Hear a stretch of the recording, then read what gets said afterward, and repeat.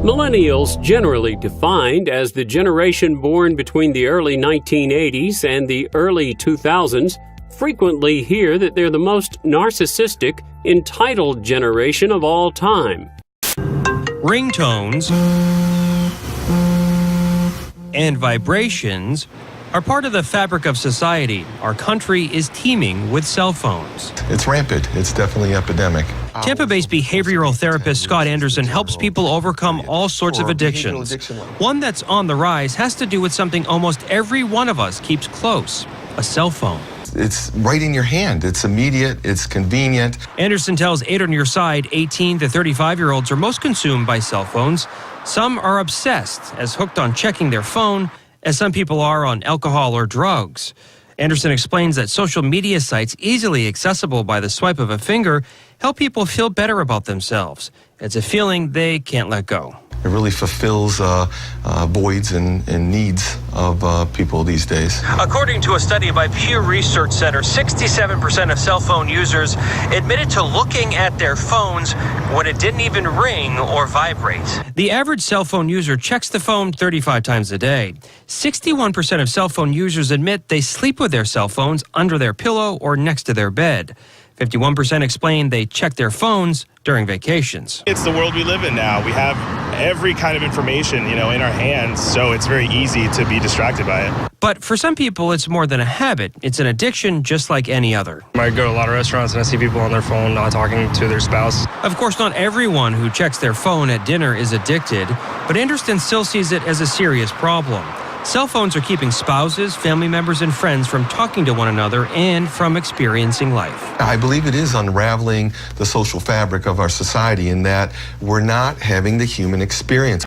The Houston suburb of Sugar Land has a new bronze statue of 2 girls taking a selfie. Oh, gosh. Oh, wow. It's part of a 10-piece collection recently placed around the town, but this is the one that's causing a stir. Yeah, some social media critics question. They question the message that it sends or why the town actually spent public money on it. The cultural arts manager says it shows a common activity in the public square and that it was donated.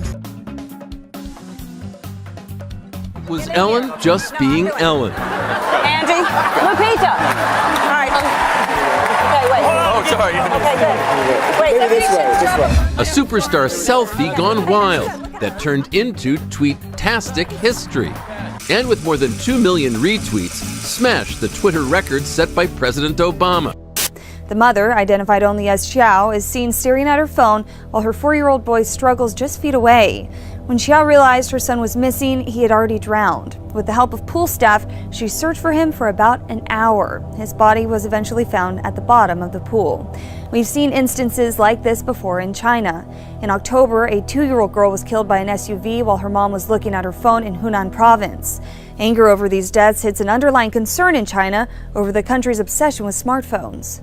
Popular culture is more vulgar, vapid, self-absorbed, hedonistic, and dehumanizing than at any other time in living memory. Culture is supposed to be uplifting. It's supposed to infuse our lives with intrigue, lust for knowledge, and appreciation of beauty. Instead, for the past 2 decades, pop culture has only served as a sewer pipe of projectile diarrhea aimed directly at our gawping mouths. By its very definition, popular culture has always been mass-produced for mass consumption. But over the last 20 years, as I'm sure you've noticed, pop culture has become significantly more vacuous and obscene.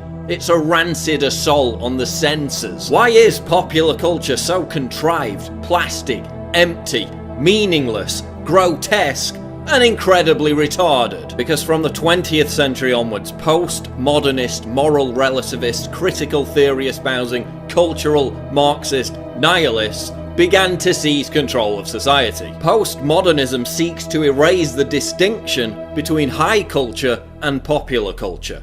They want to turn everything on its head. In simple terms, postmodernists have sought to reshape society in their image.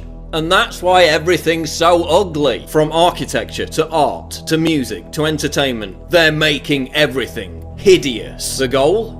To completely undermine the foundation of Western civilization and leave us open to subversion and capitulation. Look at television. TV's endless portrayal of broken families, emasculated male figures, and aberrant, nihilistic, droog-like youths. The stars of so-called reality television are virtually always narcissistic, amoral, and borderline insane. They have no redeeming traits, indoctrinating us with the idea that this is actual reality, that this is how we should act too. You're beginning to think that the tube is reality and that your own lives are unreal. You do whatever the tube tells you. You dress like the tube, you eat like the tube, you raise your children like the tube, you even think like the tube. This is mass madness, you maniacs! In the decadent late stages of a society, bizarre behaviour proliferates and is legitimized by the dominant culture. They're fetishizing pathology. We're even seeing the mainstreaming of paedophilia by the news and entertainment media. Salon.com giving a platform to a wannabe child molester. Articles that legitimize watching child porn. A new Fox show that shows a transgender 6-year-old wearing a sadomasochistic ball gag. This is all intended to drag us down into the gutter. The literal and figurative images of wealth are gradually changing, and some of the newest members of the world's billionaire club are ever younger. In fact, a new report from private wealth consultancy WealthX lists the top 11 wealthiest individuals under the age of 35, revealing some fascinating facts. 3 of those worked at Facebook and 7 of them live in the US, and get this, 3 of the top 11 are women. Here are the 5 wealthiest people on the planet under 35. Number 5 is 32-year-old Scott Daniel Duncan, heir to Dan L. Duncan, who is co-founder of Enterprise Products Company, the largest publicly traded energy partnership. The younger Duncan has a net worth of $5 billion and is also American. Number 4 is 33-year-old Eduardo Sabrin with a net worth of $5.3 billion. A Brazilian who lives in Singapore, he's a co-founder of Facebook. 34-year-old Yang Huiyan of China is number 3, and she's worth $5.9 billion. Her wealth is inherited as the daughter of Chinese real estate mogul Yang Guoqiang. 31-year-old Dustin Moskovitz is number 2, with a net worth of $9.3 billion. He's an American and was Facebook's 3rd employee. And number 1 probably doesn't come as a surprise, although his level of wealth just might be more than you thought. 31-year-old American Facebook co-founder and CEO Mark Zuckerberg is worth $41.6 billion. And there are also some other millennials whose names you might recognize. They haven't quite made the list, but they're not too far off. 25-year-old Evan Spiegel is the CEO of Snapchat with a net worth of $1.9 billion. And Snapchat co-founder Bobby Murphy is only 26, and he already has an estimated fortune of $1.8 billion.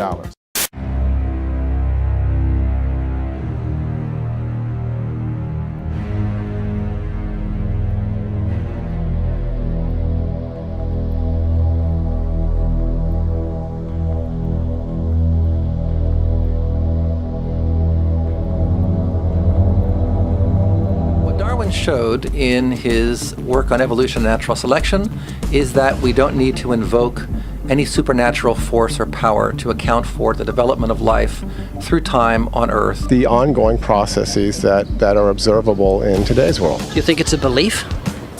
I think it's just fact. I think more like facts. There is too much evidence to ignore. Do you think it's a belief? No, it's science. It's the way it happened. It's logical. You know, all the scientists pretty much agree with it. It's more of a fact. When did you start to believe? When I started to think for myself. When did you start believing?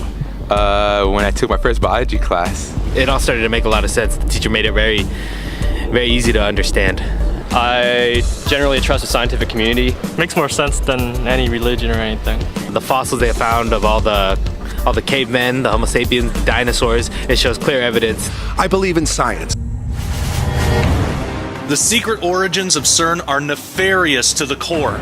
Sergio Bertolucci, the science director at CERN, admits that they're trying to open a doorway to a parallel reality, and they hope that something, unknown unknowns he calls them, will come through it.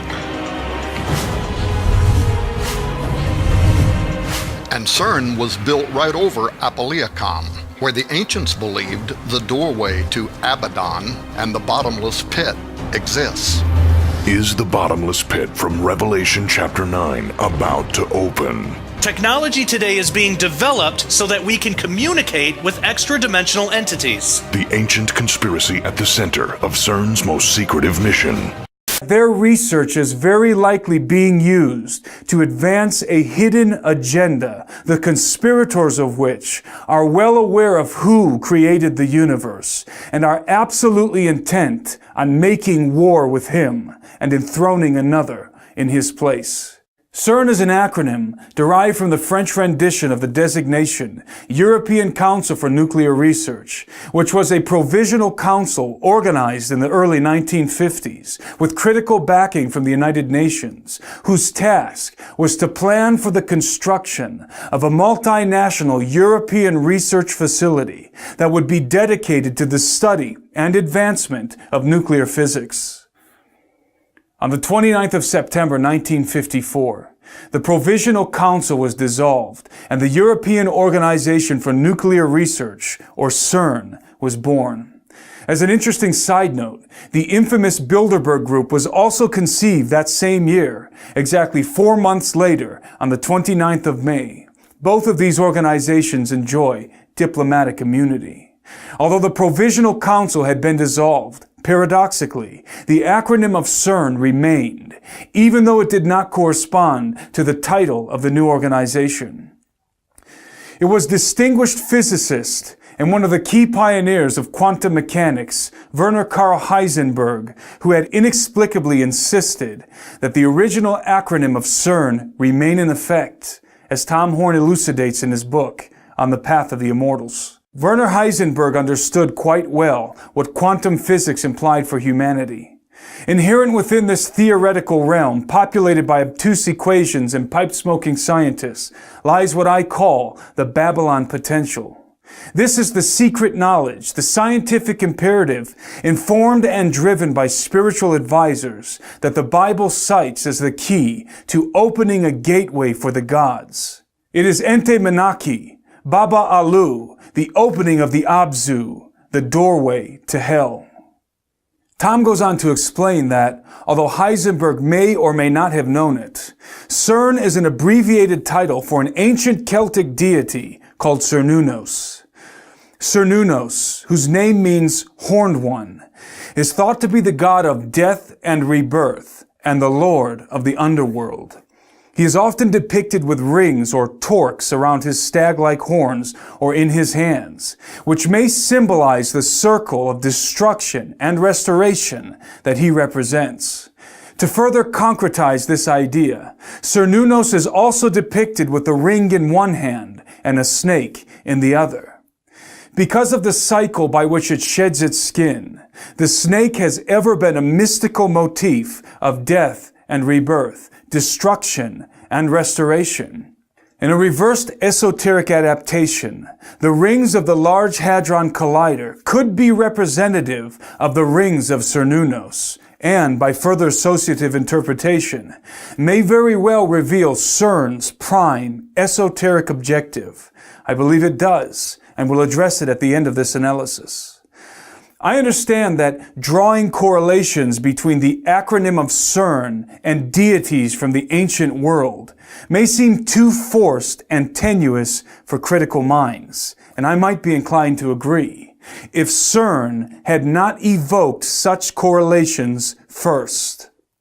Rather than distance themselves from associations with arcane pagan deities, the directors of CERN welcomed and even celebrated the placement of a very unscientific icon in the courtyard of their main facilities. On the 18th of June 2004, a 2-meter-high statue, bequeathed by the representatives of India's Department of Atomic Energy, was ceremoniously unveiled at CERN. It was a statue of the Hindu god Shiva, engaged in the Nataraja, the cosmic dance of destruction. Shiva is one of 3 members of the Trimurti, the Hindu Trinity, in which the cosmic functions of creation, preservation, and destruction are personified in the forms of Brahma the Creator, Vishnu the Preserver, and Shiva the Destroyer, who is also known as the Transformer. It is important to understand that in Hindu mythology, Lord Shiva destroys the world in order to renew, restore, and reconstitute it. A commemorative plaque positioned next to the likeness of the dancing Shiva emblazons a quote from Austrian-born American physicist Fritjof Capra. It reads, in part, "Hundreds of years ago, Indian artists created visual images of dancing Shivas in a beautiful series of bronzes. In our time, physicists have used the most advanced technology to portray the patterns of the cosmic dance. The metaphor of the cosmic dance thus unifies ancient mythology, religious art, and modern physics." Think about this, says Steve Quayle in his book True Legends. A symbolic statue of what might be a fallen angel who promises to destroy things as we know them now and rebuild a new, improved universe, with a plaque basically saying the facility will be trying to unify mythology, religion, and physics. Skeptics will be quick to point out that the unifying of ancient mythology, religious art, and modern physics is only metaphorically represented in the dance of Shiva and has no practical application in the scientific activities of CERN. Again, I might be inclined to agree, except for the fact that CERN has been deliberately encouraging the coalescence of mythology, art, and physics in very bizarre ways.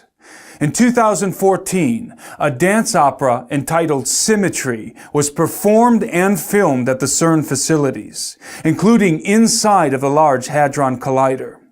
Directed by filmmaker Ruben Van Leer and featuring the voice of American soprano Claren McFadden, Symmetry was a collaborative project involving not only choreographers and dancers from the production team, but many of CERN's own scientists. Once again, rather than distance themselves from arcane and mythological associations, the scientists at CERN embraced this highly esoteric and occult-laced production. One could spend hours breaking down all of the deliberate esoteric insinuations in the trailer for the film alone. But in the interest of time, let me just point out one of the more obvious details. The name of the film's protagonist is Lucas, which also happens to be the actual name of the Slovakian dancer and choreographer who plays him. Without plunging too deeply into etymological roots, the name Lucas means bringer of light, and is in fact a derivation of the Latin term Lucifer. Of course, all of this could be purely coincidental, but given the overtly esoteric nature of the film, it is highly unlikely that the name of the main character is a consequence of happenstance, regardless of the filmmaker's intention. The truth is that the occult, art, and science have always been fundamentally entwined. The natural synthesis or symmetry that binds them is perhaps best illustrated in one man, Sir Francis Bacon. Bacon, who is widely considered to be the father of modern science and the primary proponent of the scientific method, which is the very underpinning of CERN, was himself an occultist, artist, and scientist. In fact, there is reason to believe that Francis Bacon is the true face behind the dubious mask of William Shakespeare. There is, in truth, no incongruity between the material and the metaphysical world, the physical and the spiritual. They are merely two sides of the same coin, both essential parts of the whole. When one penetrates deeply enough into what we call physics, one discovers, inevitably, the veil that separates these two realities. Occultists have always been aware of this fact. Even to Francis Bacon and his scientific contemporaries, many of whom were members of the mystery schools, deciphering the mechanisms of the material world was but the means to a far more important objective: to make contact with the entities lurking on the other side of the veil. This veil is often described as a dimensional doorway that allows access into realms beyond the perceivable world. The concept of unperceivable dimensions existing essentially in the same space we physically occupy is not only very probable, but also very widely accepted in the scientific community. People are part of the Satanic Church and they are worshiping Satan through abortion and like the whole abortion agenda. That's crazy to even be saying. Before they used to do witch hunts and burning at the stake. Now, they're doing it little by little, taking away reproductive rights. So it is our duty to worship through activism. That is the key to the Satanic Temple, what differentiates us from other Satanists. So I know what you're probably thinking. You're thinking, well, she's not really really into satanic worship. She's not actually really for real a Satanist, right? I mean, actually, Satan? Right here, right now, we're standing up for tyranny, we're standing up for women's rights, LGBT rights, for everybody's rights. Let us embrace the Luciferian impulse to eat of the tree of knowledge. To invoke Satan is to reach out without reservation and to eat from the tree of knowledge. Blasphemy for the sake of blasphemy! Hail Satan. Hail Satan! Hail Satan! It really is amazing to think about. Man, this is the kind of thing that you would read about in the history in the Bible. You have a satanic priestess, part of the Satanic Temple, that's involved in propagating abortion. That's part of making sure that culture embraces this. And she does it as a part of her worship, as a part of her religion. That this is in a sense, blood sacrifice of children. And it's overt, it's out there, it's on her sleeves. Hail Satan! And it really, we're finding, isn't uncommon to find people who are a part of the Satanic Temple or involved in active satanic worship to be avid Planned Parenthood supporters and activists. As a matter of fact, our local death escort, the person who actually encourages the women coming in for the abortion and escorts them to the front door, offers solace and encouragement, our local death escort is also involved in satanic worship. This is an Instagram photo of her offering supposedly a blood sacrifice, and that was actually the Satanic Cross. And this is a pentagram. And here is her with a picture that says, "Destroy your life for Satan." And this is an interesting picture with some abortion tools and a baby in a jar. And the first thing that pops up when you put her name into Google is her active engagement in forums for Satan. I can't believe I'm actually saying this. Is this really happening right now? So the thing is abortion is fundamentally religious. Some people engage in abortions for peace. They offer their child as a sacrifice to get peace. Some people, obviously, Satanists, may even engage in abortion and the propagation of the message of abortion to actually practice Satanism and be involved in satanic worship. I will ascend into heaven. The war began in Eden when the dragon, known as Nakash, lured Adam and Eve into sinning with the lie. Ye shall be as gods. I will exalt my throne above the stars of God. Soon, humans multiplied upon the earth, and rather than worship God, they fell down at the feet of dragons. I will sit also upon the mount of the congregation. But it wasn't enough for the dragons. They wanted to do more than just own mankind. They wanted to destroy them, to forever keep them from re-entering the divine council. I will ascend above the heights of the clouds. The war raged on, where fallen angels descended onto mountaintops, spreading fear and false doctrine. It is a war for the souls of men, and only a savior's blood could change the outcome. I will be like the Most High. Satan and his minions go by many names and wear many faces, but their strategy has always been to imitate God's truth.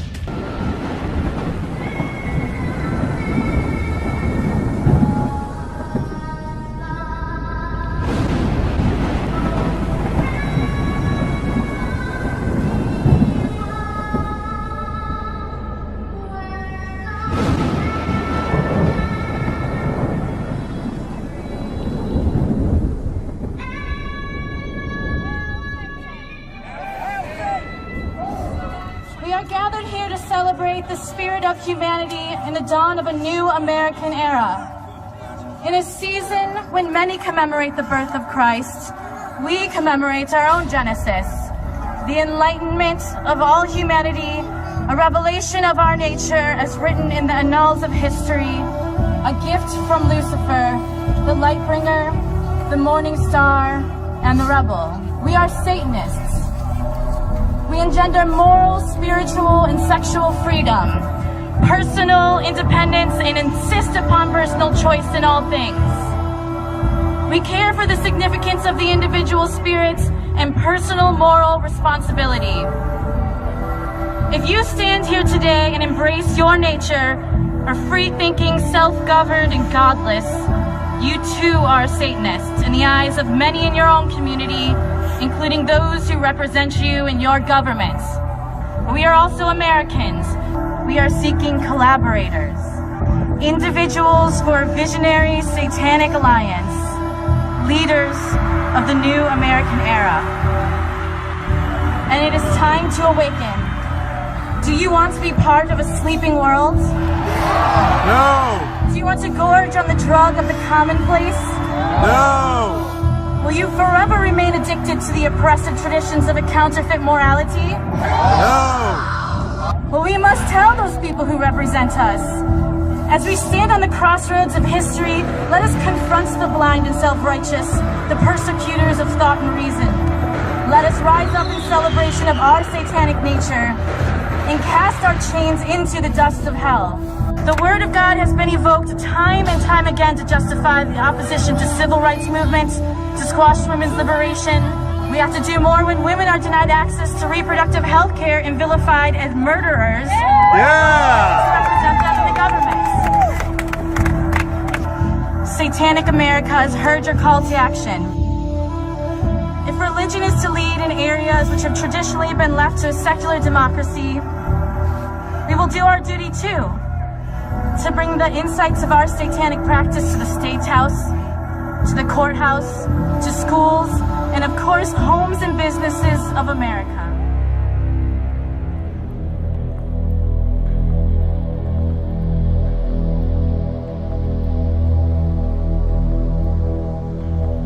Authorities in northern Italy say more than 1,000 turtle doves have dropped dead over the past 5 days. It's the latest in a series of unexplained, sudden death incidents affecting creatures in the sky and underwater. The events have sparked a media frenzy, with doomsday speculators saying it hails the end of the world. But is there really something fishy going on, or is it being overhyped? Artist Katrina Zarva reports. Sing a song of suspense, one where the end is nigh, as thousands of blackbirds fell out of the sky. And when the birds were found, the news began to sing. The end of days conspiracy does have a catchy ring. At first it was just Arkansas grabbing the world's attention. Then Louisiana followed suit, and Europe ruffled some feathers with mysterious avian deaths in Sweden. Up to 100 birds have been found dead in a Swedish street, just days after thousands of birds inexplicably dropped out of the sky in the United States. Fireworks, the cold weather, even poisoning have all been blamed for the deaths, but the experts remain baffled. Here's our science correspondent, Julian Rush. First America, now Sweden. 100 or so jackdaws dead in the snow in the small town of Falköping.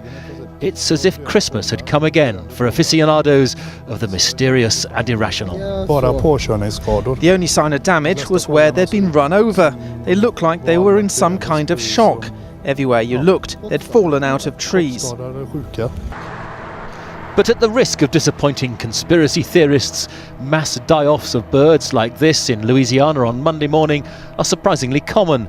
The US Geological Survey lists 90 such incidents in America in the last 6 months of last year, 5 involving more than 1,000 birds. The bodies of as many as 40 birds fell to the ground, and investigators are trying to figure out quickly what is going on. Bill Shields is live tonight in Dorchester. Bill? And this is really bizarre because residents in this nice little neighborhood near Upham's Corner came out this morning and they found dead birds or lethargic birds around, and not just any kind. There weren't sparrows or pigeons. There were only grackles. So with City Inspectional Services, the Animal Rescue League of Boston, trying to figure out what's going on around here. People in several Lancaster County communities are finding dead birds. News 8's Lancaster County reporter Caitlin Smith has more on what may have killed them. A neighborhood that invites birds in wants to know what wiped hundreds of them out. I think it was coming out maybe to get the newspaper, and he thought, well, he stepped on something, he thought it was a leaf. The dead birds lined Dana Shannon's sidewalk and driveway on Magnolia Drive in Leola. Just kind of grossed out. Now they're in her backyard. Probably about a dozen birds buried. The same yard where her 2 young children play. This one here was certainly unusual. It's a significant event. If it is something that involves any kind of illegal or unlawful activity, we need to know about it. But Wildlife Conservation Officer Greg Graham doesn't think that's the case, and Thursday he found more evidence to support that. Here we are 2 miles away from that other location. It's not going to be a pesticide disease event. In this neighborhood, 1, 2, 3. There are just as many dead birds. 4, 5. If not more. I'm sure if we walk around here, we're going to find more dead birds. Thousands of dead fish have washed up on Adelaide's southern beaches. Experts believe the recent hot spell has caused the massive kill-off in our Gulf waters. It's Adelaide's turn. Little leather jackets litter the shore, just like Eyre Peninsula beaches earlier this month. Locals have observed them from Christie's Beach south to Maslins. Never seen it before and not sure why. Yeah, wondering about what the cause is. Bit nasty. I'm glad it's not really hot because they'd smell. Experts believe the recent hot patch is to blame. Any sort of sudden rise in temperature really affects these small body fish. They suspect most of the fish are from the same batch killed on the west coast. Gulf fishermen have been floating amongst them. And the last catch of snapper he got, they were all full of little leather jackets. Some Adelaide surfers want the water tested, saying they've been forced out with stinging eyes.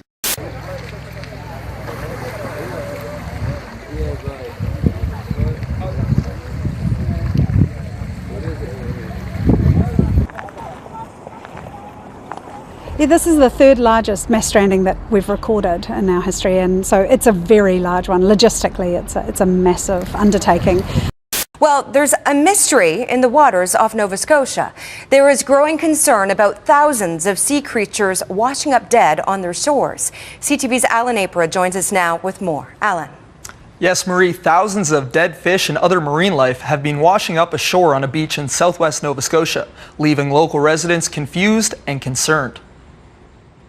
Residents of Plimpton, a small coastal community in Digby County, say they have been finding dead herring on the beach for more than a month, but recently other marine life has started appearing ashore. We started finding starfish, crabs, we found flounder, we found ocean perch, and then yesterday we started finding scallops on the beach. Nice big scallops, and like everything's dead. We'd like to know what's going on. It's just really sad just to see, starfish, just hundreds of starfish, and the shellfish. I used to go clamming all the time when I was down here, and I grew up on the beaches. So just to come to your hometown and just see just so much death on the beach is really sad. Over 200,000 saigas. They're a small endangered species of antelope. They have that distinctive snout. They're dying off in record numbers. This is more than half of the entire antelope's population. Scientists, they're not sure exactly why the species is dying off in such huge numbers. The sudden deaths of tens of thousands of endangered antelopes in Kazakhstan over the past 2 weeks have left scientists scrambling for answers and conservationists worried about the animal's future.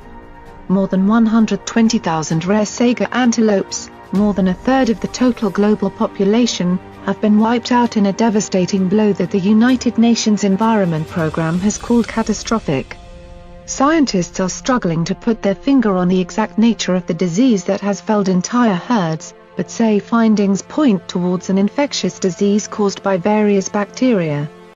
Now to the town of Seffner, Florida, near Tampa, where last night the earth opened up, as it does increasingly and thousands of times every year in this country. This time it swallowed a 37-year-old man as he slept in his home. Our report tonight from NBC's Gabe Gutierrez.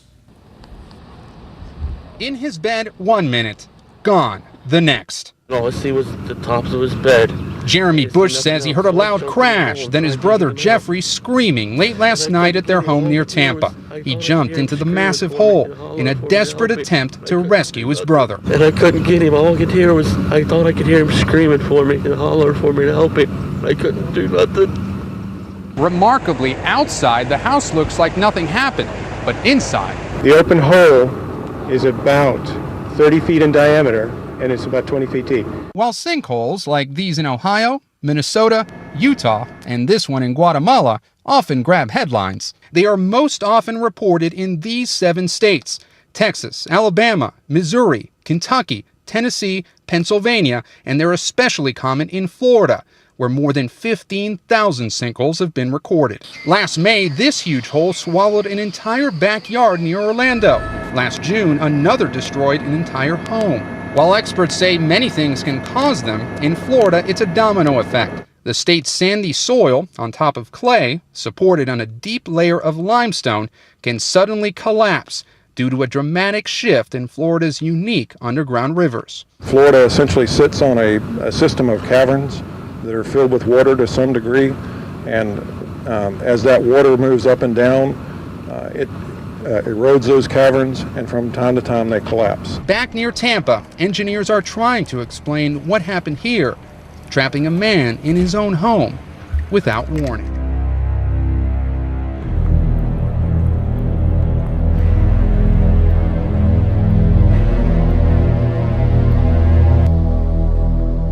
Well, dating is out, hookups are in. I'm speaking in great generality. I'm on some campuses, maybe some people date, but for the most part, dating is something that Grandpa did.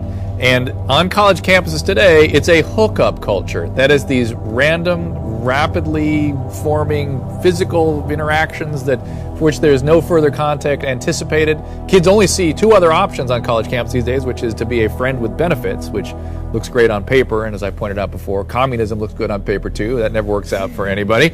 Or to get joined at the hip in these rapidly developing boyfriend-girlfriend relationships. But the organizing property of college campuses is the hookup culture. And the other thing about hookups that intrigues me is it's always intoxicated. Always intoxicated. Got to be loaded to do it. It's such a cool thing. The hookup culture on college campuses, sex with no attachments, which some psychologists say has largely replaced dating on a lot of campuses. And while that might sound great to some, psychologists say that hooking up can be not quite as carefree as it sounds. We got together a group of college students here in our studios to talk to them. They spoke bluntly and bravely about the routine of having sex first, and then maybe you get to know each other sometime after. What they said was very revealing. Watch. Do you like this kind of lifestyle, or do you wish it was different? I'm not happy about it. I just feel as though people are in it just for the sex, and nobody's really taking the time to get to know each other anymore. So I feel like that's pretty much dead. So is the idea that that's not happening, that dating is dead, as Kiyama said, is that true or not true? I agree that you might perceive it as dead. I don't think that's necessarily bad. I think sometimes we put it on a hierarchy of, oh, sex has to mean something to you, when if it doesn't and you're just want to have sex, that's okay. Does anybody feel like they're they would like more romance? They would like to be courted? You're like, yes, I would. Go ahead. You know, I think that the romance is still there, but I think it's a little dying out right now. Nowadays, romance is just like, hey, let's go for a coffee date. And, oh, if we hook up, we hook up. How do you feel the next day after this happens and you see that person on campus? Are you supposed to not, you're supposed to just be cool about it and pretend like you don't really know each other? If you run into someone that you did sleep with the night before, you're able to talk to them as though you're still friends. There can be that romantic level to it, but we are in a sense sexually liberated. It's easy to scrutinize us. We kind of have this like window into our lifestyles because we have all of these like new media ways for people to look at and see kind of what we're doing. You're an atheist? I am definitely an atheist, yes. Now, why are you an atheist? Why am I an atheist? Because there is no God. Atheism assumes that you can disprove the existence of a God. Agnostic is a more correct term, but I'm an atheist. Are you an atheist? Yeah. I am an atheist, yeah. I am, yes. I am. So you're not an atheist? No, I'm not. So you're leaning that way because of evolution? Yeah. I don't believe in there's a guy in the sky that lives in the sky.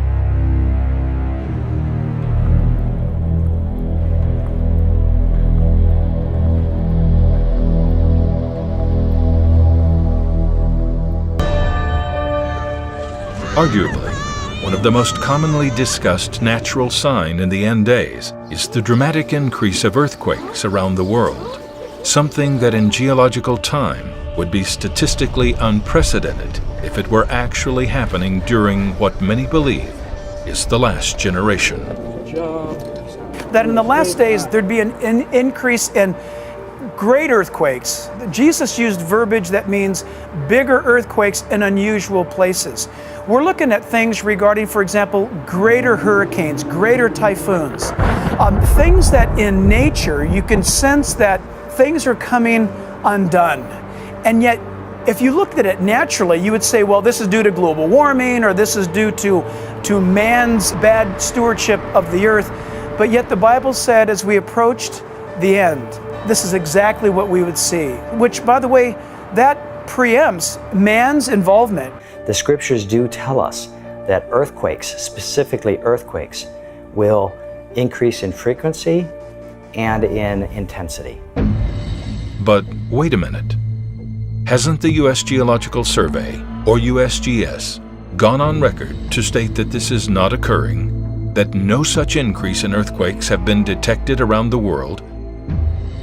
Because this is such a debated topic, the USGS gave a press release saying that this was not occurring. As a result, we actually decided to take the USGS data, millions of data points, spent months downloading it, analyzing it, graphing it, studying it. The results were absolutely terrifying. Despite what you may have heard in the past, this is the compiled data from the USGS from over the last 100 years.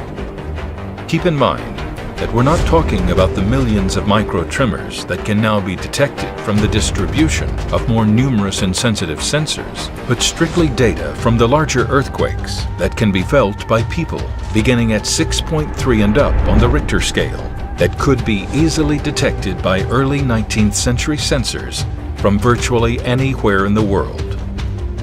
This data shows what the USGS and other organizations do not want you to see. It shows that the earthquakes are increasing in intensity and they are increasing in frequency. This is exactly the description that was prophesied. I cannot help asking those who have caused this situation, do you realize now what you've done?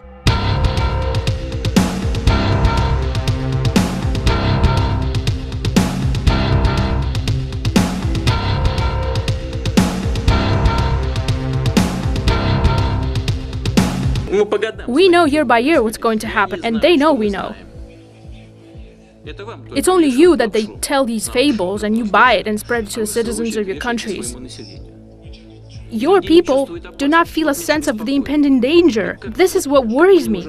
How do you not understand that the world is being pulled in an irreversible direction? That is the problem. But they pretend like nothing's going on. I don't even know how to get through to you people anymore. It was worse than the Cold War era.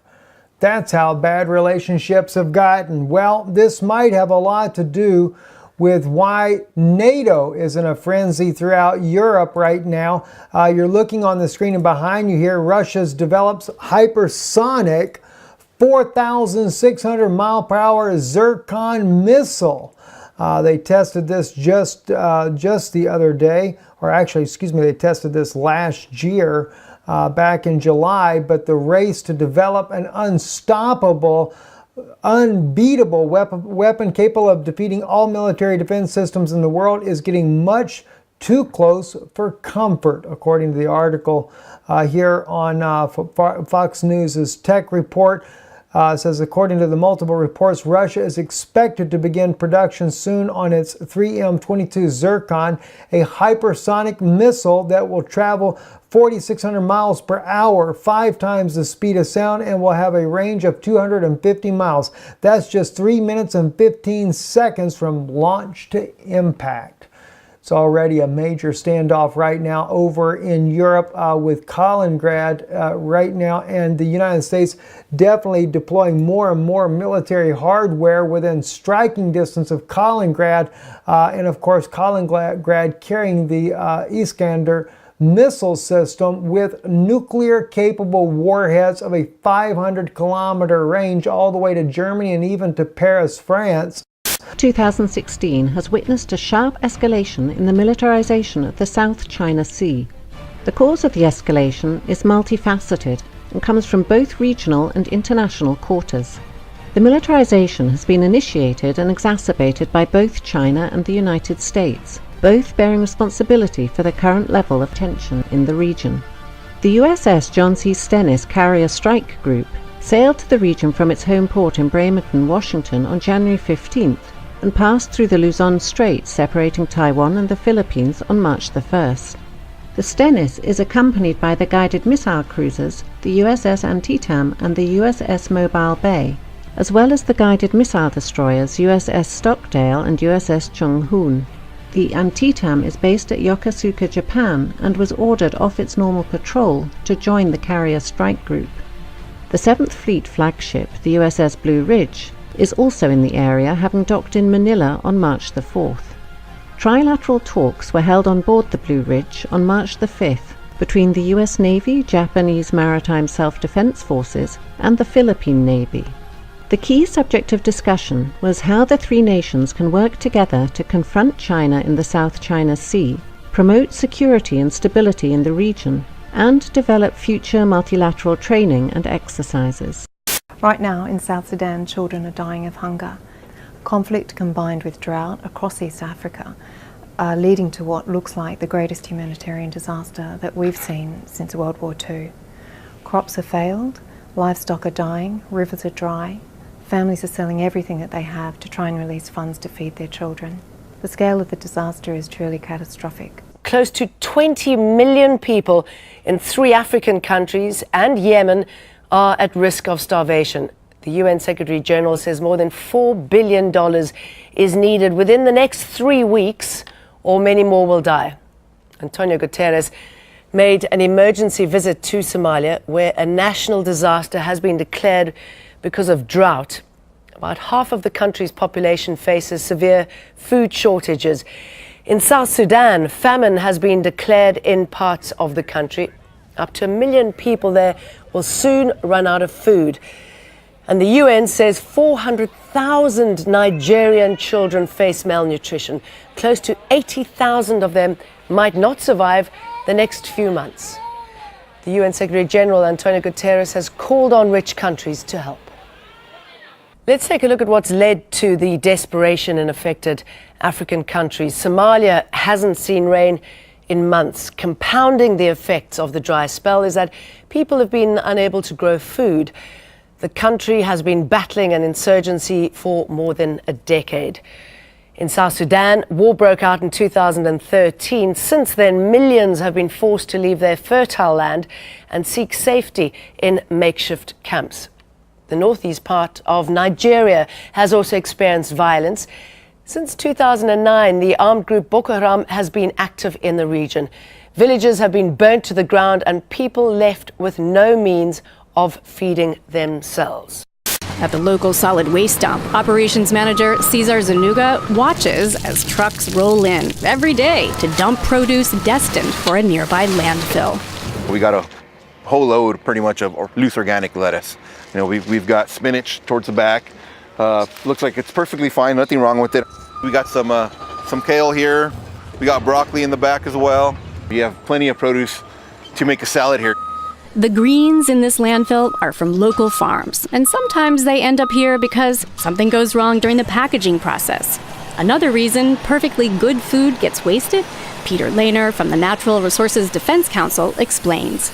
Right now, food that isn't sold to your best buyer is often dumped in the landfill. The prices for fresh fruits and vegetables can go up and down quite a bit, and farmers may plant thinking they'll get one price, but by the time harvest comes around, there's another price, and it's not even worth it for them to get to the market. A report by the Natural Resources Defense Council says that as much as 40% of all the food produced in the United States never gets eaten. The idea that almost half of our food is wasted is crazy. 1975, Sweden decided to welcome immigration. Since 1975, violent crime in Sweden has increased by 300%, and rape has increased by 1,472%. German Chancellor Angela Merkel has called for no limits on incoming refugees, while British MP Owen Paterson estimates 3.6 million refugees will have entered Germany by 2020. And after receiving a German passport, refugees will be able to move freely around the EU. And in France, 21st century French culture is being replaced in some areas by 7th century dogma. Meanwhile, France saw a 17% rise in car arson over the New Year's holiday. The London Telegraph reports, despite this, New Year's Eve went off without any major incident. The Interior Ministry insisted in a statement,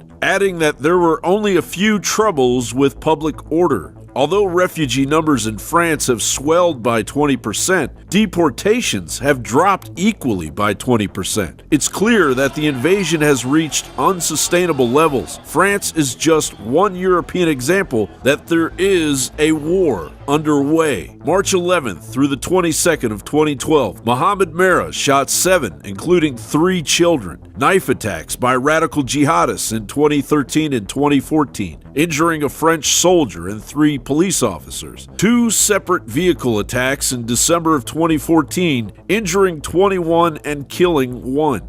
January 7th through the 9th of 2015, the Charlie Hebdo attacks and a related hostage situation, killing 17 and injuring 22. June 2015, a jihadist delivery driver beheads a man and then attempts to blow up the building with a van. August 21st, 2015, a Moroccan jihadist attempted a mass killing on a train traveling from Amsterdam to Paris, but was subdued by 2 Frenchmen and 3 U.S. soldiers. November 13th and 14th, the worst terror attack in French history. Hollande declares the shootings, hostage-taking, and suicide bombing an act of war. 130 are killed and 352 are injured. January 2016, a jihadist rams his car into 4 French soldiers, injuring 2. June 13th, 2016, a jihadist stabs a police officer and his wife in their home, killing them both. July 14th, 2016, a Tunisian jihadist kills 86 and injures 434 with a truck in Nice, France during Bastille Day celebrations. July 19th, 2016, a jihadist injures a family of 4 at a French holiday restaurant for not wearing suitable clothing. July 26th, 2016, 2 jihadists attacked a church during Mass, killing the priest. August 19th, 2016, a rabbi is stabbed by a jihadist. August 30th, 2016, a policeman wounded in a melee attack at a police station because the assailant said it represents France. September 2nd, 2016, a jihadist attacks a nurse and a policewoman and is shot dead by another police officer.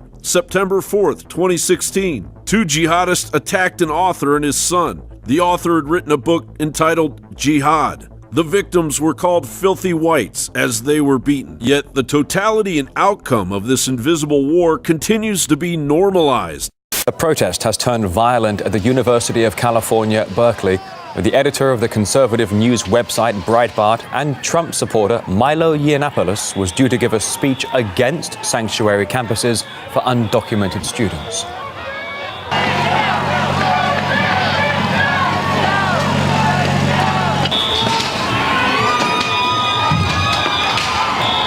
It's horrible. It's disgusting what's going on right now.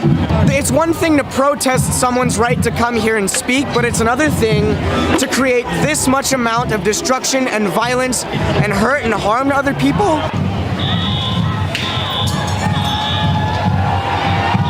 I just came to see if I could get into the Milo event. I support free speech, and it just got shut down by a bunch of people in black bloc, protester masks.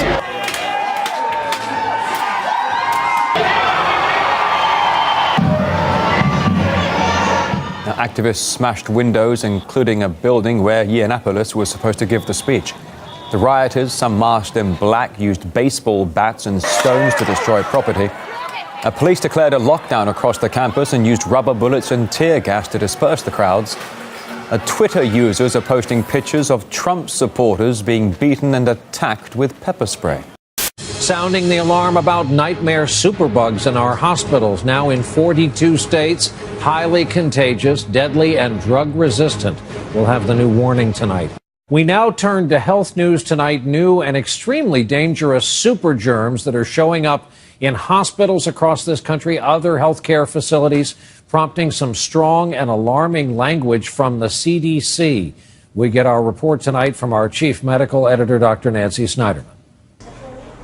It's a silent threat lurking inside our nation's hospitals, a deadly class of superbugs that's nearly impossible to treat. It's resistant to virtually all antibiotics. So when an individual gets this microbe and it invades the blood or invades tissue, curing them becomes very difficult. And these bacteria are deadly, with a fatality rate approaching 50%. 42 states, 4% of short-stay hospitals, and 18% of long-term acute care facilities have reported problems. A health worker fumigates the grounds of a temple in central Bangkok. With 21 new Zika cases in the Thai capital, authorities are keen to be seen taking action.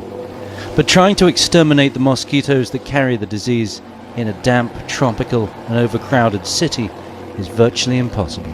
It's all very well trying to fumigate selected parts of Bangkok, but we're in the middle of rainy season at the moment, and every night there's a huge deluge, leaving standing water all across this city, combined with hot, humid conditions, and it's the perfect breeding ground for mosquitoes. A record number of poultry has been culled in a record amount of time as Korea battles its worst avian influenza outbreak ever. According to data released by the Ministry of Agriculture, Food and Rural Affairs, as of midnight Wednesday, the number of chickens and ducks that have already been culled or are set to be slaughtered is more than 20 million, or 12.6% of the country's entire poultry population. The avian influenza virus has been confirmed at 222 poultry farms nationwide since the season's first reported case of bird flu 35 days ago.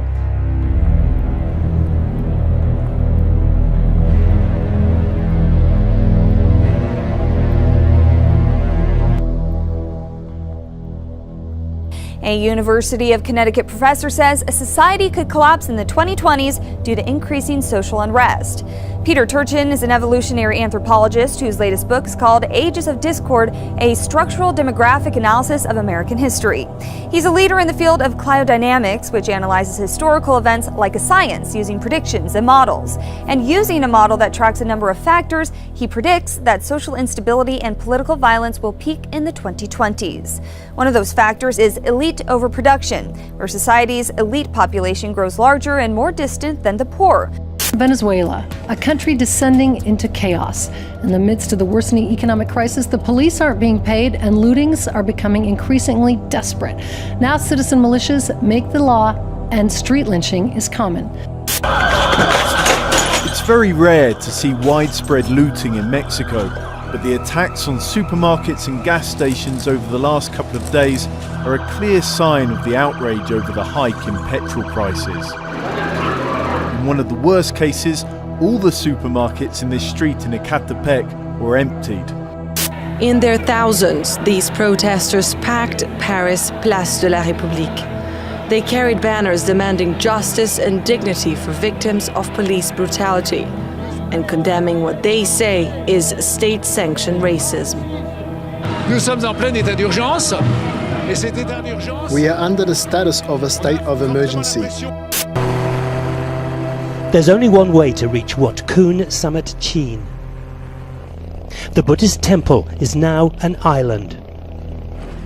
Once it was the centre of a thriving village on Thailand's central coast, but the rest of Summit Chin has been drowned by the sea.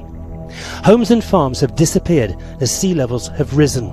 Electricity poles poke out of the water where the road used to be. Old video shows homes being broken up by the waves and the temple awash. Today, a handful of monks still live here, keeping the temple alive as a place of worship. There used to be a school in front of the temple, but it was destroyed by the rising water. The people who lived here moved away, but the temple can't move, so we stayed here in the middle of the sea. Coastal areas in the US have a problem. They're right next to the ocean. Those oceans have been rising since we started keeping track. Thanks to the changing climate, they're expected to keep rising by anywhere from 8 inches to more than 6 feet in the next century. Now oceanfront communities have to figure out how to keep the waters at bay.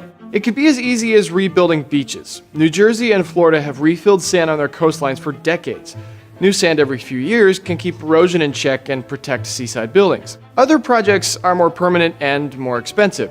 It cost $14.5 billion to rebuild New Orleans levees after Katrina. New York City is spending big on a planned 10-foot barrier that will wrap around most of lower Manhattan. And in some cases, federal and state governments step in and buy a buffer against storm surges. After Hurricane Sandy, New York and New Jersey bought out damaged homes along the coast and turned them into open space. Some experts think the US might need to do something even more drastic in the future, like moving further inland away from swamped coasts. But it won't happen soon. Nearly 40% of the US lives in coastal counties, and the share is climbing right along with the sea level. Don't freak out, but there's a giant hole in the sun. A hole so big it could swallow 50 Earths, and it's letting solar wind loose into space at tremendous speeds. Tonight, the night sky will provide a spectacle you won't want to miss. In a rare convergence of elements, a prenumbral lunar eclipse, a full snow moon, and a comet will all be on full display in most parts of the world. First up is the eclipse, which will present itself as a darkening of the moon as it passes through the weakest part of the Earth's shadow. Prime viewing is at 4:43 p.m. Pacific Time and will dissipate until it completes. Comet 45P is next, and although it's been visible through telescopes for weeks now, it will be at its closest point the morning of February 11th. You won't be able to see it with the naked eye, but should see it in the constellation of Hercules through either binoculars or a telescope.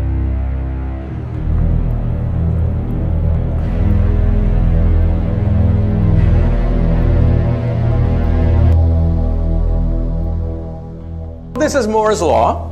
On a log chart, you see that computer power doubles every 18 months. Now, what does that mean?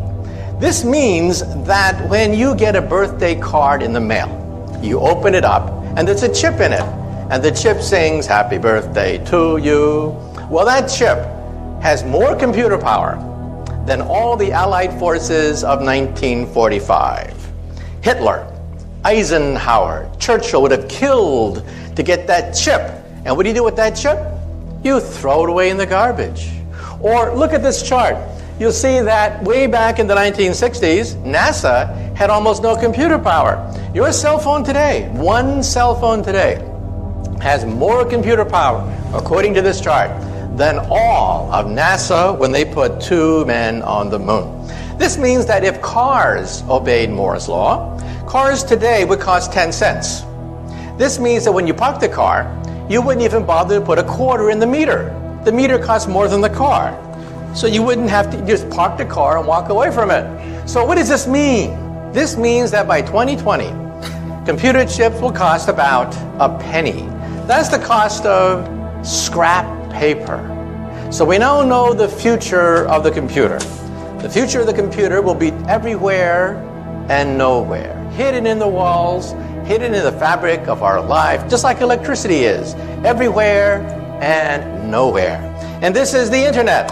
We wrote the World Wide Web. The World Wide Web was written by a physicist to keep track of subatomic particles. And you can see here that the internet corresponds to prosperity. Where there is the internet, there's prosperity, there's commerce, science, finance. Where there's no internet, there's poverty. So one thing that we physicists do is we create something and then we simply give it away for free. So how will you communicate with the internet in the future? These are glasses that have full internet capability. You can download any website, any movie, do emails from these things, and they will also recognize people's faces. How many times have you bumped into somebody on the street and you say to yourself, who is this person? Jim, John, Jake, I know this person. In the future, your glasses will say, it's Jim, stupid, remember? You met him last week. Do you want to see his entire biography for you in your glasses? And let's say you're at a cocktail party. You're looking for a job, and you don't know who the heavy hitters are. In the future, you will know exactly who to suck up to at any cocktail party. Well, let's say you don't want to look like a refugee from Star Trek. In the future, glasses will be fashionable with full internet capability. They can be flashed directly into the retina of your eye. They can be flashed right onto the screen of your glasses or used as like a jeweler's lens as an attachment to your glasses. Fashion models will be wearing these things. Young people will demand to have full internet capability, any video, any movie, any website, any music, downloaded via your glasses. Now you may say to yourself, wait a minute. Maybe I don't wear glasses. No problem. In the future, they'll be in your contact lenses. These are internet contact lenses that we physicists are trying to build. Imagine taking a final examination. Ha! Immediately the light bulbs begin to flash, right? Think of taking a final examination. You realize that in the future, professors are going to have to throw out their final exam because you can't simply record memorization on a final exam anymore. You'll have to convey concepts, principles, rather than memorizing the names of the crystals or the shapes of the minerals or whatever. Imagine full internet capability in your glasses. Well, we physicists are working on this even as we speak. Imagine, for example, going to a foreign country. You bump into somebody and they start to talk to you in a foreign language. No problem. In the future, you will see subtitles. Subtitles of a foreign language in your contact lens.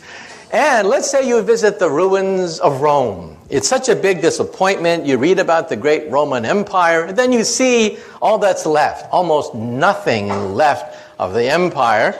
You go to the Roman Forum, and you only use imagination thinking of Julius Caesar and Mark Antony at the Roman Forum. No problem. Your contact lens will recreate the full animation of the height of the Roman Empire as you walk through the ruins. When it comes to vehicles, 88% of American households have a car. While that's a fairly high number, Italian households lead the countries polled in this category with 89%. The next three on the list are Germany with 85%, France 83%, and South Korea 83%. The research organization notes that the data doesn't necessarily indicate the extent to which the survey respondents use these cars, but just that they have at least one working car. For bicycle ownership, Germany was again one of the leaders with 80%, reporting that they have one, followed by Japan at 78% and Thailand at 74%. While the US was lower on this list, the data suggests that the 53% of households that do possess a bicycle do so more for recreational purposes rather than as a means to get to work. The survey includes less than 50 nations around the globe, and certain countries such as the Netherlands and Denmark may have fared well, but were not amongst the ones polled. The survey also covered motorcycle ownership, with households in Thailand at 87% and the ones in Vietnam at 86% leading the list.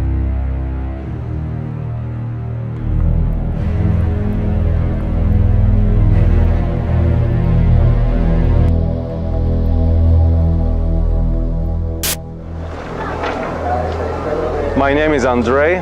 I am your tour guide. The war is finished and it's very safe. And you can see a lot of groups are coming to the country. And there are groups from all over the world, and especially from USA. And we are standing exactly outside the western wall and the Dome of the Rock. And you see here a lot of groups in the country. And this group is from USA. You can pass, it's okay, you can pass. And it's very safe to come to Israel nowadays. Yes, there was war, it was in Gaza, and that war finished. And it's very safe to be in the Holy Land. And anything happened was in the south, far away from Jerusalem. And actually, we had a lot of groups in the country during the war, and they enjoyed it so much because in Jerusalem it was very quiet. The media make it so bad. When you look at the media, all the news channels, you think that the war was in Jerusalem. This is totally wrong. The war was so far in the south.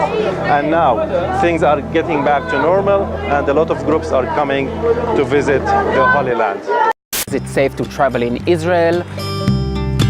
The first thing that people ask me when they are planning their trip to Israel is if it is safe, and the answer is very, very short. Yes, traveling to Israel is safe.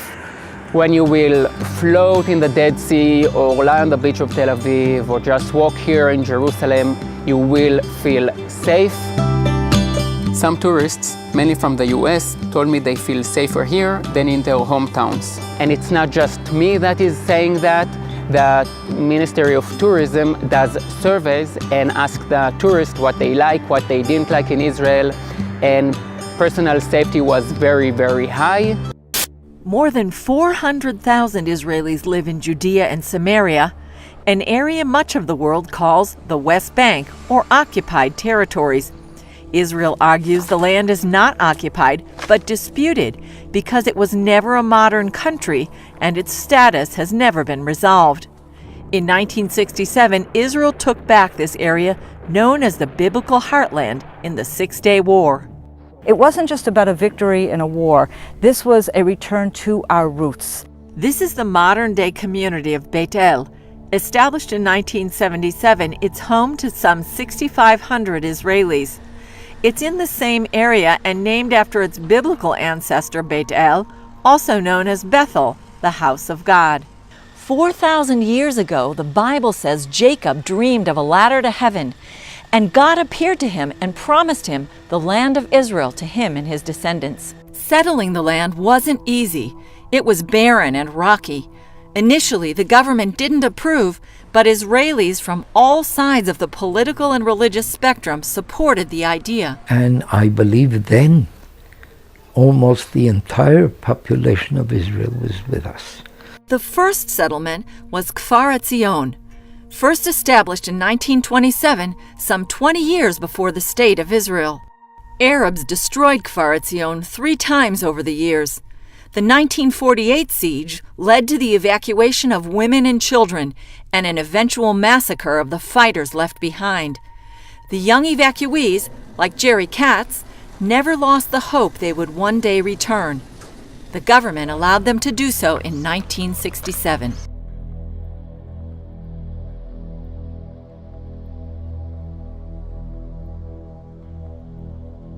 The head of News Corporation, Rupert Murdoch, spoke today about Israel's future. News Corp is the parent company of this network. Hours ago at a conference here in New York, News Corp's chairman and CEO Rupert Murdoch said people have now started to notice that Israel is an excellent place to invest. In the 21st century, the path to global competitiveness runs through Israel. That's where the returns are. And I believe there are even bigger things to come. Israel has managed to avoid the economic fallout of ongoing unrest both at home and across its borders. According to the World Bank, Israel's gross domestic product grew to $242 billion in 2011. One of its key drivers of growth is technology. It's got its own version of Silicon Valley, known as Silicon Wadi, where many international tech companies operate. In fact, high-tech products account for about 40% of the country's exports. The IMF predicts growth of 3.6% this year and just under 4% in 2014. 86 Israeli companies are traded on NASDAQ, the third country following the USA and China. According to the World Bank, Israel's gross domestic product, GDP, surged from $3 billion in 1960 and $132 billion in 2000 to $296 billion in 2015. And Israel's GDP per capita almost tripled from 13,500 in 2000 to 35,500 in 2015.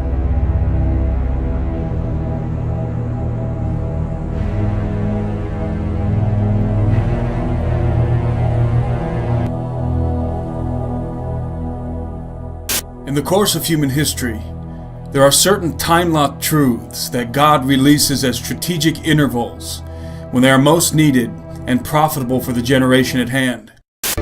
We all know of God, Satan, angels, and demons. But is there more to the unseen realm than that? Scripture alludes to a divine council, sons of God, and other confusing concepts. And why do we just skim over these scriptures? I was a PhD student in biblical Hebrew studies. I had read every word in scripture, but I had never seen it. One Sunday morning, a colleague of mine handed me a Hebrew Bible, open to Psalm 82, and said, "Here, read this closely." God has taken his place in the divine council. In the midst of the gods, he holds judgment. God in the midst of other gods? That sounded heretical at first. But this concept showed up in Genesis, Deuteronomy, the Gospels, and Revelation. I discovered it in the works of trusted scholars. I just couldn't ignore it.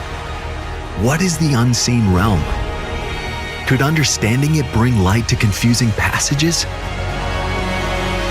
Could it clarify some unclear concepts in the Bible and even help us understand Jesus' mission better? These questions fueled a 15-year journey into researching what the ancient Israelites believed about the unseen realm. I like to think of it this way. If we had an ancient Israelite sitting with us here in the room, and we asked each other and we asked that fellow, what does this or that passage mean? How do you read it? What goes off in your head when you read these words? His answer is going to be a lot different than what our answer would be, especially when we're in some text that we think is either really strange or odd or just plain weird or even scary because of the supernatural presuppositions behind it. That's what I want readers to get. Scholars, because of the rationalistic Western mindset, are detached from talking about these things and tend either not to see them or tend to try and play them down or are not sure what to do with them. I just think of Exodus chapter 12, verse 12, where on the eve before the death of the firstborn, God announces to Israel, on this night, I will have victory over the gods of Egypt. Gods there is being used to refer to those spiritual powers that are supportive of Egypt. They are real. They're not God like Yahweh. They're not his peers. God created them too. And elsewhere we might use the language of angel or demon. What Unseen Realm does is help people understand that the world of Scripture is a real world, and it can give us a way to bring these together under the rubric of a God who's created a spiritual realm as well as a physical realm. the origin of secret societies and how they are controlled. And we saw that they originate from Babylon, which gave rise to Kabbalism and also to Islamic secret societies, the Ismailis, the Qarmatites, the Fatimites, the Druzes, and the Assassins, which we haven't dealt with as such. Out of Kabbalism eventually came Gnosticism, which replaces Jesus Christ with a universal Messiah, who today is called the Cosmic Christ. And this Cosmic Christ has none of the attributes of the Jesus Christ of the Bible, but in order to make him acceptable to the world, everybody will have to accept him. That means Jesus Christ, even amongst Christians, will have to be brought lower to a level of this Cosmic Christ to accommodate all others who want to be his equal. According to Eliphas Levi, Gnosticism was founded by Simon Magus, who was a sorcerer and put on a cloak of Christianity. He was the one who had himself baptized, but he was rebuked by Peter for wanting to buy the Holy Spirit. So a cloak of Christianity covered Gnosticism. Out of this philosophy, eventually it became formalized, and the Knights Templars, within a large religious system, were the harborers of the ancient philosophy. In other words, they were the harborers of the secret of Gnosticism.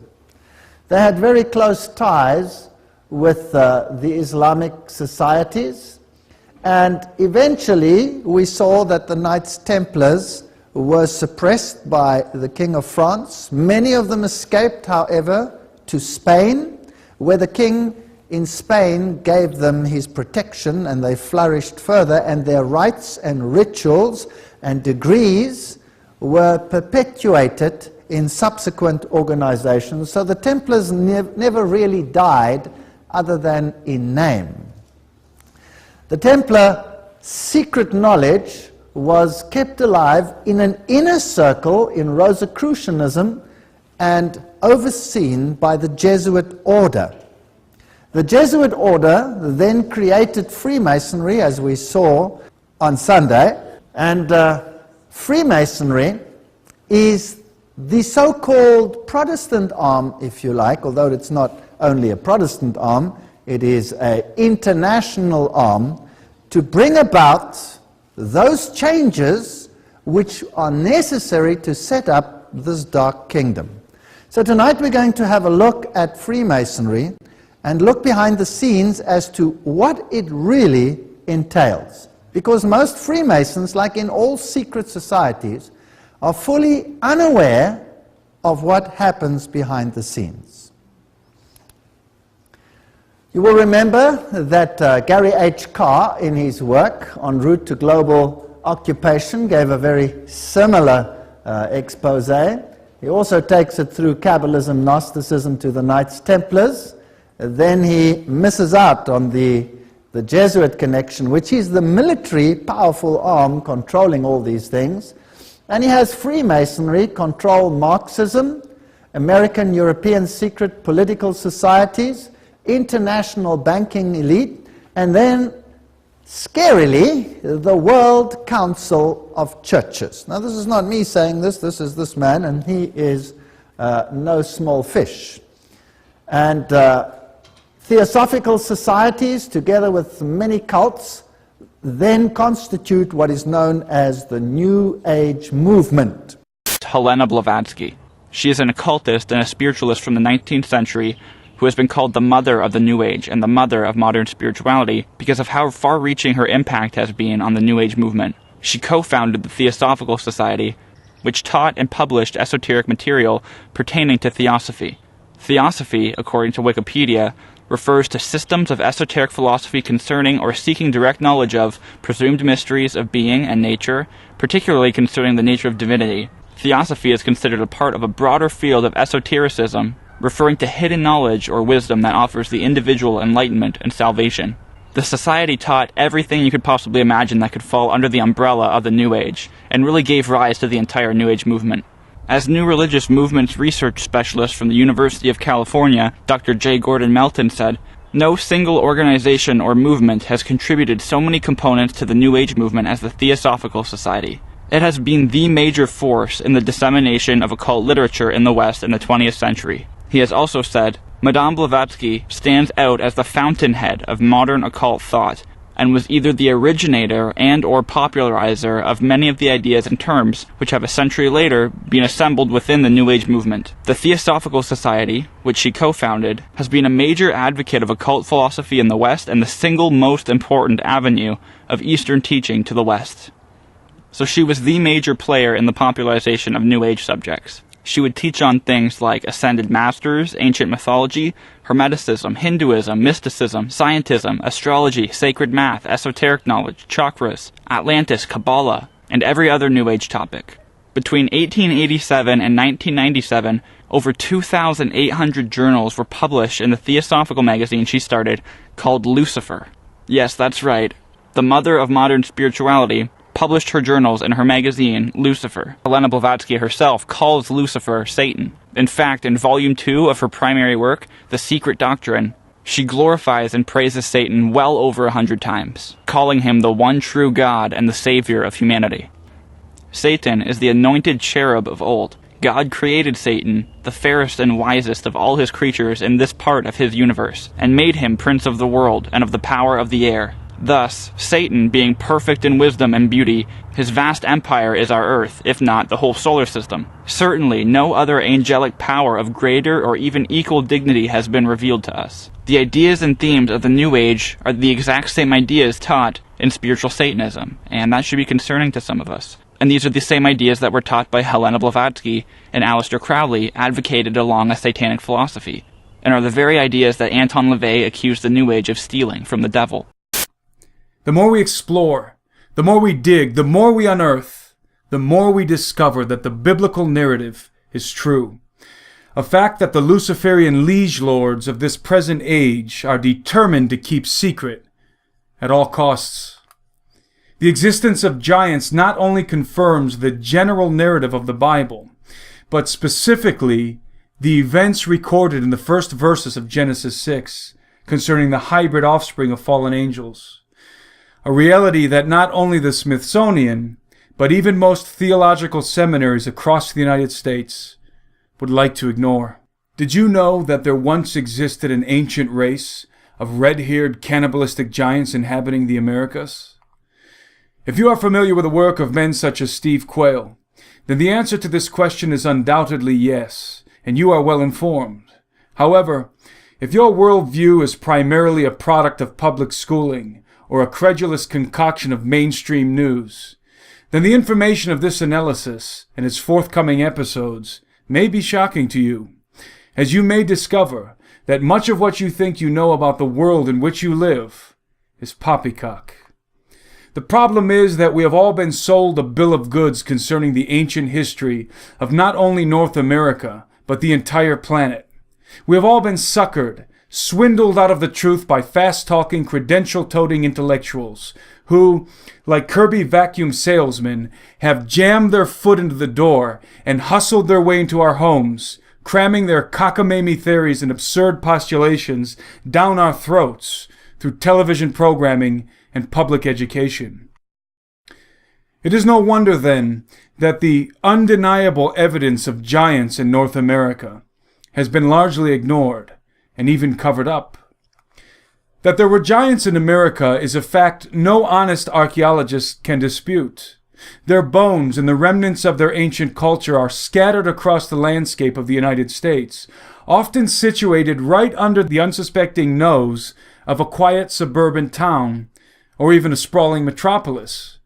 As Americans, we have been taught to look across the seas for evidence of advanced ancient civilizations, when in reality, the very same evidences are to be found just as bountifully within the confines of our own shores. Contrary to our educational programming, the red-skinned native peoples were not the first to inhabit North America. There were residing in the land before them, according to their own records and legends, an assorted race of monstrous giants, among other humanoid entities. Many of these giants were not only over 15 feet tall, but had red or blonde hair and beards, elongated skulls, double rows of teeth, and 6 instead of 5 digits on their hands and feet. The Native American tribes were terrified and often terrorized by the 6-fingered giants, and still tell tales of their infamy to this day. It is said in their legends that some of the cannibalistic clans of giants would hunt them down like wild animals and devour their flesh, even while they were still alive. The natives' ubiquitous custom of raising the hand when approaching one another, trivialized in Hollywood films, was instituted by them for very good reason. 6 fingers was a universal sign of malevolence and an indication that you were not of ordinary human stock.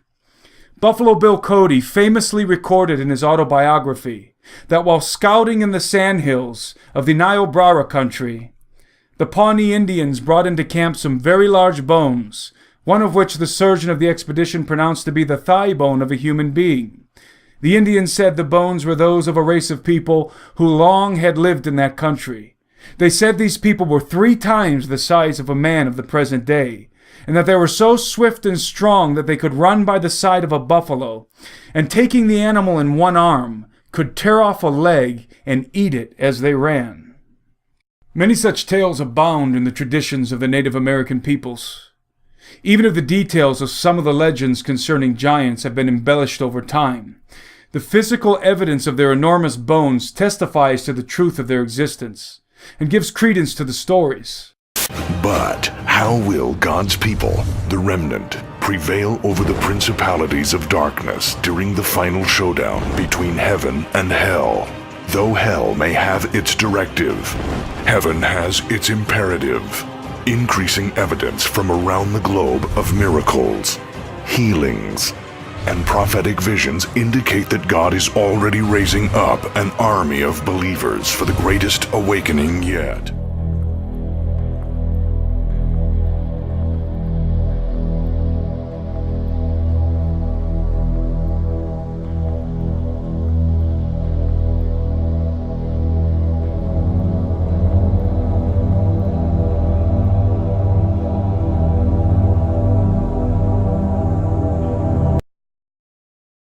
It's part of a 10-piece collection recently placed around the town, but this is the one that's causing a stir. Yeah, some social media critics we don't see question. enough of that. Yeah, they question the message that it sends or why the town actually spent public money on it. The cultural arts manager says it shows a common activity in the public square and that it was donated.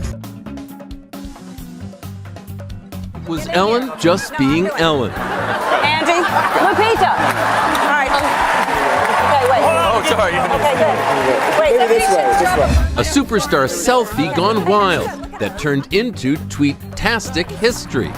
And with more than 2 million retweets, smashed the Twitter record set by President Obama. The mother, identified only as Xiao, is seen staring at her phone while her 4-year-old boy struggles just feet away. When Xiao realized her son was missing, he had already drowned. With the help of pool staff, she searched for him for about an hour. His body was eventually found at the bottom of the pool. We've seen instances like this before in China. In October, a 2-year-old girl was killed by an SUV while her mom was looking at her phone in Hunan province. Anger over these deaths hits an underlying concern in China over the country's obsession with smartphones. Popular culture is more vulgar, vapid, self-absorbed, hedonistic, and dehumanizing than at any other time in living memory. Culture is supposed to be uplifting. It's supposed to infuse our lives with intrigue, lust for knowledge, and appreciation of beauty. Instead, for the past 2 decades, pop culture has only served as a sewer pipe of projectile diarrhea aimed directly at our gawping mouths. By its very definition, popular culture has always been mass-produced for mass consumption. But over the last 20 years, as I'm sure you've noticed, pop culture has become significantly more vacuous and obscene. It's a rancid assault on the senses. Why is popular culture so contrived, plastic, empty, meaningless, grotesque, and incredibly retarded, because from the 20th century onwards, post-modernist, moral relativist, critical theory espousing, cultural, Marxist, nihilists began to seize control of society. Postmodernism seeks to erase the distinction between high culture and popular culture. They want to turn everything on its head. In simple terms, postmodernists have sought to reshape society in their image.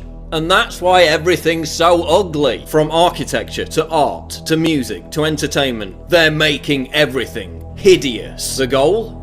To completely undermine the foundation of Western civilization and leave us open to subversion and capitulation. Look at television. TV's endless portrayal of broken families, emasculated male figures, an aberrant research facility that would be dedicated to the study and advancement of nuclear physics. On the 29th of September 1954, the Provisional Council was dissolved, and the European Organization for Nuclear Research, or CERN, was born. As an interesting side note, the infamous Bilderberg Group was also conceived that same year, exactly 4 months later, on the 29th of May. Both of these organizations enjoy diplomatic immunity. Although the Provisional Council had been dissolved, paradoxically, the acronym of CERN remained, even though it did not correspond to the title of the new organization. It was distinguished physicist and one of the key pioneers of quantum mechanics, Werner Karl Heisenberg, who had inexplicably insisted that the original acronym of CERN remain in effect, as Tom Horn elucidates in his book, On the Path of the Immortals. Werner Heisenberg understood quite well what quantum physics implied for humanity. Inherent within this theoretical realm, populated by obtuse equations and pipe-smoking scientists, lies what I call the Babylon potential. This is the secret knowledge, the scientific imperative, informed and driven by spiritual advisors, that the Bible cites as the key to opening a gateway for the gods. It is Ente Menaki, Baba Alu, the opening of the Abzu, the doorway to hell. Tom goes on to explain that, although Heisenberg may or may not have known it, CERN is an abbreviated title for an ancient Celtic deity called Cernunnos. Cernunnos, whose name means horned one, is thought to be the god of death and rebirth and the lord of the underworld. He is often depicted with rings or torques around his stag-like horns or in his hands, which may symbolize the circle of destruction and restoration that he represents. To further concretize this idea, Cernunnos is also depicted with a ring in one hand and a snake in the other. Because of the cycle by which it sheds its skin, the snake has ever been a mystical motif of death and rebirth, destruction and restoration. In a reversed esoteric adaptation, the rings of the Large Hadron Collider could be representative of the rings of Cernunnos, and, by further associative interpretation, may very well reveal CERN's prime esoteric objective. I believe it does, and will address it at the end of this analysis. I understand that drawing correlations between the acronym of CERN and deities from the ancient world may seem nihilistic, droog-like youths. The stars of so-called reality television are virtually always narcissistic, amoral, and borderline insane. They have no redeeming traits, indoctrinating us with the idea that this is actual reality. That this is how we should act too. You're beginning to think that the tube is reality and that your own lives are unreal. You do whatever the tube tells you. You dress like the tube, you eat like the tube, you raise your children like the tube, you even think like the tube. This is mass madness, you maniacs! In the decadent late stages of a society, bizarre behavior proliferates and is legitimized by the dominant culture. They're fetishizing pathology. We're even seeing the mainstreaming of paedophilia by the news and entertainment media. Salon.com giving a platform to a wannabe child molester. Articles that legitimize watching child porn. A new Fox show that shows a transgender 6-year-old wearing a sadomasochistic ball gag. This is all intended to drag us down into the gutter. The literal and figurative images of wealth are gradually changing, and some of the newest members of the world's billionaire club are ever younger. In fact, a new report from private wealth consultancy WealthX lists the top 11 wealthiest individuals under the age of 35, revealing some fascinating facts. 3 of those worked at Facebook and 7 of them live in the US, and get this, 3 of the top 11 are women. Here are the 5 wealthiest people on the planet under 35. Number 5 is 32-year-old Scott Daniel Duncan, heir to Dan L. Duncan, who is co-founder of Enterprise Products Company, the largest publicly traded energy partnership. The younger Duncan has a net worth of $5 billion and is also American. Number 4 is 33-year-old Eduardo Sabrin, with a net worth of $5.3 billion. A Brazilian who lives in Singapore, he's a co-founder of Facebook. 34-year-old Yang Huiyan of China is number 3, and she's worth $5.9 billion. Her wealth is inherited as the daughter of Chinese real estate mogul Yang Guoqiang. 31-year-old Dustin Moskovitz is number 2, with a net worth of $9.3 billion. He's an American and was Facebook's 3rd employee. And number 1 probably doesn't come as a surprise, although his level of wealth just might be more than you thought. 31-year-old American Facebook co-founder and CEO Mark Zuckerberg is worth $41.6 billion. And there are also some other millennials whose names you might recognize. They haven't quite made the list, but they're not too far off. 25-year-old Evan Spiegel is the CEO of Snapchat.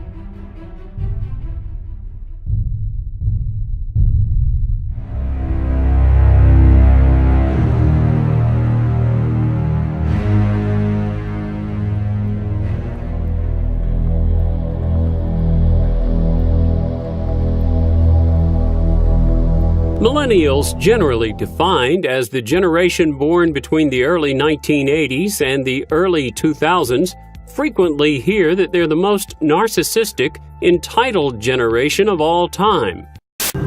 Ringtones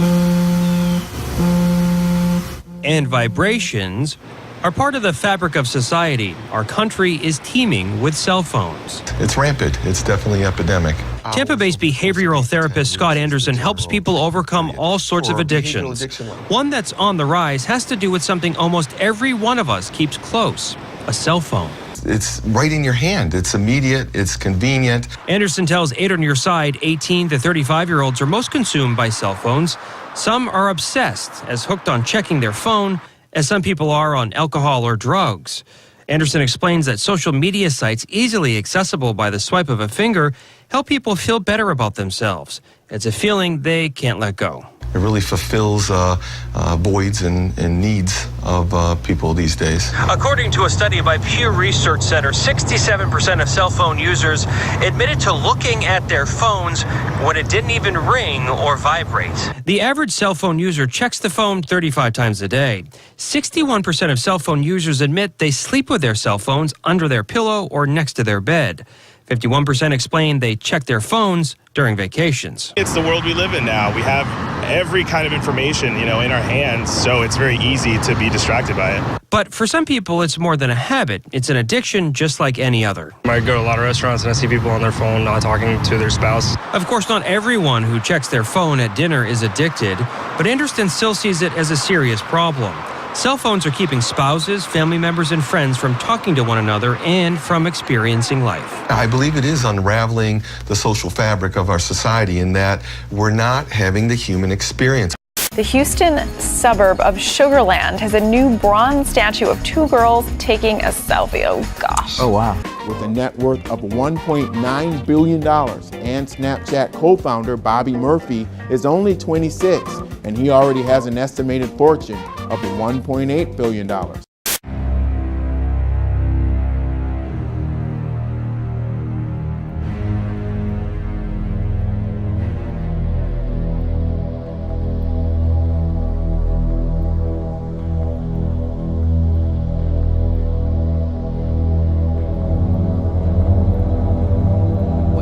showed in his work on evolution and natural selection is that we don't need to invoke any supernatural force or power to account for the development of life through time on Earth. The ongoing processes that are observable in today's world. Do you think it's a belief? I think it's just fact. I think more like facts. There is too much evidence to ignore. Do you think it's a belief? No, it's science. It's the way it happened. It's logical. You know, all the scientists pretty much agree with it. It's more of a fact. When did you start to believe? When I started to think for myself. When did you start believing? When I took my first biology class. It all started to make a lot of sense. The teacher made it very, very easy to understand. I generally trust the scientific community. Makes more sense than any religion or anything. The fossils they found of all the cavemen, the Homo sapiens, the dinosaurs, it shows clear evidence. I believe in science. The secret origins of CERN are nefarious to the core. Sergio Bertolucci, the science director at CERN, admits that they're trying to open a doorway to a parallel reality, and they hope that something, unknown unknowns he calls them, will come through it. And CERN was built right over Apalliacum, where the ancients believed the doorway to Abaddon and the bottomless pit exists. Is the bottomless pit from Revelation chapter 9 about to open? Technology today is being developed so that we can communicate with extra-dimensional entities. The ancient conspiracy at the center of CERN's most secretive mission. Their research is very likely being used to advance a hidden agenda, the conspirators of which are well aware of who created the universe and are absolutely intent on making war with him and enthroning another in his place.